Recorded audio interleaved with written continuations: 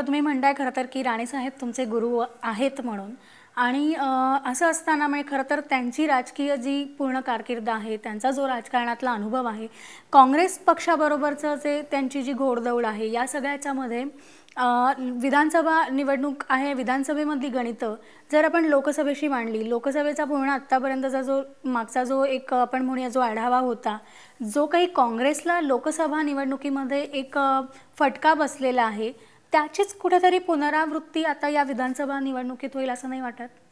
नाही, पुनरावृत्ती होऊ नये म्हणून ह्यासाठी काही दक्षता आम्ही घेतलेल्या आहे। लोकसभा ते आत्तापर्यंत ज्या काही घटना सिंधुदुर्ग जिल्ह्याच्या राजकारणामध्ये घडल्या ते आम्ही घेतलेल्या, ते बोलताना औषध पाणी आम्ही केलेलं आहे, जसं मराठीमध्ये म्हणतात, ते आम्ही औषध पाणी केलेलं आहे त्या गोष्टीवर। परत ते चूक होता कामा नाही, परत दगाफटका होता कामा नाही। अशी लोक जी आमच्या अवतीभोवती आहे, ज्यांच्यावर लोकांची नाराजगी आहे, त्या माणसांना दूर ठेवणं आणि सामान्य लोकांना राणे कुटुंबियापर्यंत सोप्या पद्धतीने आणणं। जसं राणेसाहेबांनी 1990 पासून जे राणेसाहेबांची सवय आहे की सामान्य सिंधुदुर्ग जनतेचा माणूस, शेवटचा माणूस पण राणेसाहेबांपर्यंत पोहोचू शकतो किंवा त्यांच्याशी बोलू शकतो, त्यांना संपर्क करू शकतो, त्यांना फोन करू शकतो। तीच पद्धत आज सिंधुदुर्ग जिल्ह्यामध्ये आम्ही लोकांनी आणलेली आहे। म्हणून ती पद्धत आली तर आम्हाला कुठल्याही पद्धतीने त्रास वाटत नाही। ह्यावेळी विधानसभेमध्ये चांगलेच रिझल्ट दिसतील हे तुम्हाला मी विश्वासाने सांगतो। म्हणजे तुम्ही स्वतः खरं तर सत्ताधारी पक्षातनं निवडणूक लढवताय आणि आत्तापर्यंत म्हणजे या जवळपास 15 वर्षामध्ये या सत्ताधारी पक्षाने महाराष्ट्रामध्ये म्हणा किंवा कोकण किंवा सिंधुदुर्गामध्ये जो विकास केला, त्या विकासाविषयी आज तुम्हाला काय वाटतं? म्हणजे त्यांनी जो विकास करायला हवा होता तो विकास त्यांनी केलाय? निश्चित पद्धतीने केलाय।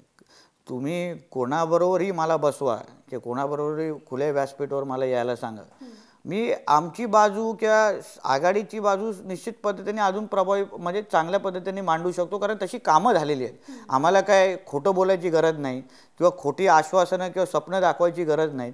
जी केलेली कामं आहेत 15 वर्षामध्ये तीच लोकांना सांगायची आणि असंख्य अशी चांगल्या योजना, असंख्य चांगली कामं आघाडीच्या माध्यमातून महाराष्ट्राच्या जनतेसाठी केलेले आहेत। शेवटी एक समजून घ्या ना, समोरचे जे आमचे विरोधी पक्ष आहेत, मग BJP असेल, शिवसेना असेल, त्या लोकांनी त्यांच्या हातात आज ज्या महानगरपालिकांच्या ज्या सत्ता आहेत त्यांच्या काय अवस्था आहे जे तुम्ही पहा।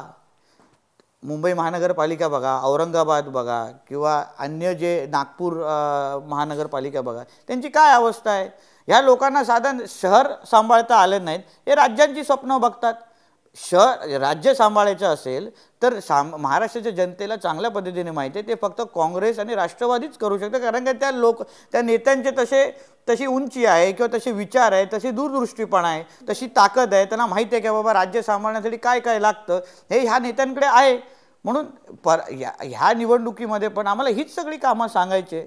दुसरा भाग जो सिंधुदुर्गाचा आहे, गेल्या 25 वर्षामध्ये जेव्हापासून राणेसाहेब तिकडच्या राजकारणामध्ये आले तेव्हा त्याच्या अगोदरचं सिंधुदुर्ग आणि आत्ताचं सिंधुदुर्गचा अभ्यास तुम्ही तुमच्या चॅनलच्या माध्यमातून करा। तिकडचे रस्ते, तिकडच्या शाळा, तिकडची पायाभूत सुविधाची परिस्थिती किंवा आता बेरोजगारांच्यासाठी जी संधी तिथे उपलब्ध होते रोजगारांची, त्याचा अभ्यास हे मी बोलण्यापेक्षा, कारण मी बोललो तर तू राणेंचा मुलगा आहे, तू तर बोलणारच, तुझं टेप रेकॉर्डर तर चालणारच, यापेक्षा तुम्ही तुमच्या माध्यमातून अभ्यास करा। जे 90 अगोदरचे काही लोक आहेत त्यांची इंटरव्ह्यू घ्या आणि आत्ताच्या लोकांना विचारा की बाबा रस्ते कसे आहेत। आता घरापर्यंत जाणारे सिमेंटचे रस्ते आहेत, लोकांच्या मागण्या तशा आहेत। एकही टँकर, आमच्या टँकर फ्री सिंधुदुर्ग जिल्हा आहे, एकमेव जिल्हा। गेल्या 2-3 वर्षापासून 10वी आणि 12वी मध्ये, जसं पहिले लातूर पॅटर्न होतं, आता सिंधुदुर्ग पॅटर्न गेल्या 2-3 वर्षापासून गाजत आहे। 10वी आणि 12वी मध्ये प्रोजेक्ट्स जे येत आहेत, आता डिसेंबरपासून एअरपोर्ट जाणार, तुम्ही 35 मिनिटांमध्ये वेंगुर्ल्याच्या पर्यंत पोहोचून तुम्ही सिंधुदुर्ग जिल्ह्यामध्ये जाऊ शकाल। सीवर्ल्ड प्रकल्प राज्य सरकारचा येत आहे, तो आंतरराष्ट्रीय दर्जाचा सीवर्ल्ड प्रकल्प हा सिंधुदुर्गामध्ये येतोय। आता हा विकास म्हणायचं नाही तर कसला विकास म्हणायचा, हे सत्य परिस्थिती, हे आता होत आहे। असं नाही का मी तुम्हाला बोलतो हे होणार बिणार विषय नाही, होणार बिणार सांगतात शिवसेना BJP वाले, आम्ही जे आहेत तेच सांगतो। म्हणून ह्या सगळ्या ज्या गोष्टी झालेल्या आहेत त्या कोणी केलेल्या आहेत? आम्हीच केलेल्या आहेत। पण ज्या विकासाविषयी आता तुम्ही बोलताय, या विकासांचा या मतांवर म्हणजे विधानसभा निवडणुकीतल्या मतांवर परिणाम होईल? निश्चितपणे विकास ज्या मतदारांनी अनुभवलेला आहे, विकास ज्यांच्या आयुष्यामध्ये त्या विकासामुळे परिवर्तन घडलं आहे, ते तर मतदान करणारच ना। शेवटी त्यांनी अनुभव घेतला आहे. आता मुंबईचे लोक मुंबई महानगरपालिकेमध्ये असलेली शिवसेना BJPचे सत्तेचा अनुभव घेतातच आहेत ना. दर वर्षी तुम्ही बघा, तुमच्या घेतलेल्या स्टोरीज बघा. पावसाळा आला तर खड्ड्यांची स्टोरी असतात, त्याच्यानंतर पाण्याच्या स्टोरी असतात, त्याच्यानंतर मुंबई महानगरपालिकेचे बंद पडलेल्या मराठी शाळांच्या स्टोरी असतात. ठरलेल्या स्टोरी आहेत. म्हणजे ते प्रश्न काय बदललेले नाहीत. वर्षानुवर्ष तेच प्रश्न तुम्हाला इथे दिसतील. पण तसं तुम्ही राज्य पातळीवर अगर बघा, असंख्य नवीन वेगवेगळे विषय तुम्हाला होताना दिसतील.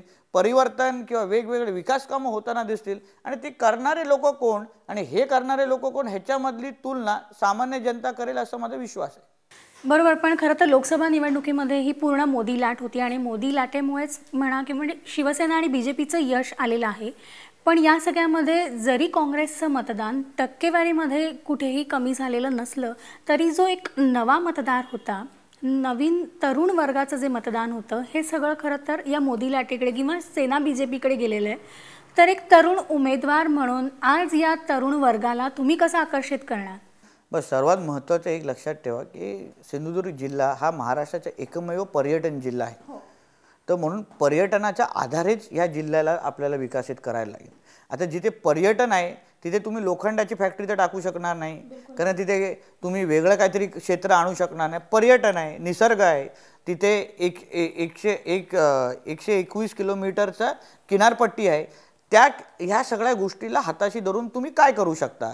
मग पर्यटन असं एकमेव क्षेत्र आहे जिथे छोट्यातला छोटा माणूस आणि मोठ्यातला मोठा माणूस म्हणजे गाईडपासून ते हॉटेल मालक सगळे कमावतात. एवढे रोजगाराच्या संधी ह्या पर्यटनाच्या माध्यमातून. उदाहरण तुम्हाला सांगतो, आत्ताचे पंतप्रधान जे नरेंद्र मोदी आहेत ते वाराणसीचे खासदार आहेत.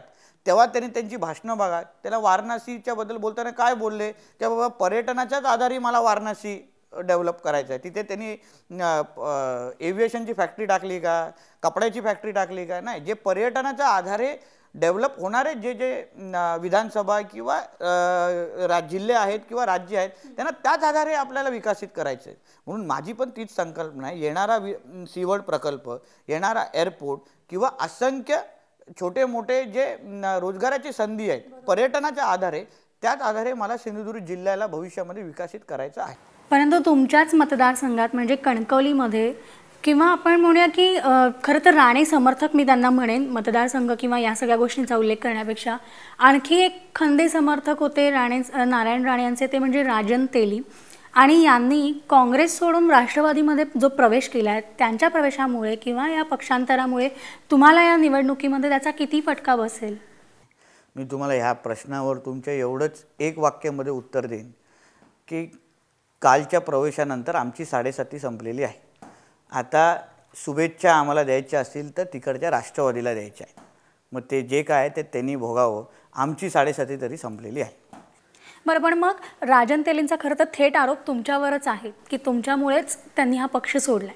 शेवटी आमच्या कोकणामध्ये एक म्हण आहे की ज्या झाडावर सर्वात जास्त आंबे असतात त्याच्यावर लोक दगड मारतात. कदाचित माझ्या ह्या झाडावर आंबे जास्त उगवत असतील म्हणून लोक माझ्यावर आरोप करणार, म्हणून त्यांनी आरोप करत राहावेत आणि मी माझ्या पद्धतीने वाढत राहीन. मला काय त्याचा त्रास नाही.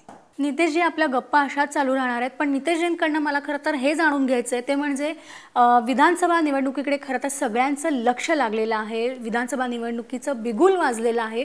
पण जरी तारीख जरी घोषित झाली असली तरी मात्र अद्यापही प्रत्येक पक्षाचे उमेदवार अजून जाहीर झालेले नाही. प्रत्येक पक्षाने किती जागा लढवणार हे मात्र अजून घोषित केलेलं नाही. या सगळ्याकडे राणे कुटुंबाची काय भूमिका असणार आहे हे जाणून घेणार आहोत, पण एका छोट्याशा ब्रेकनंतर.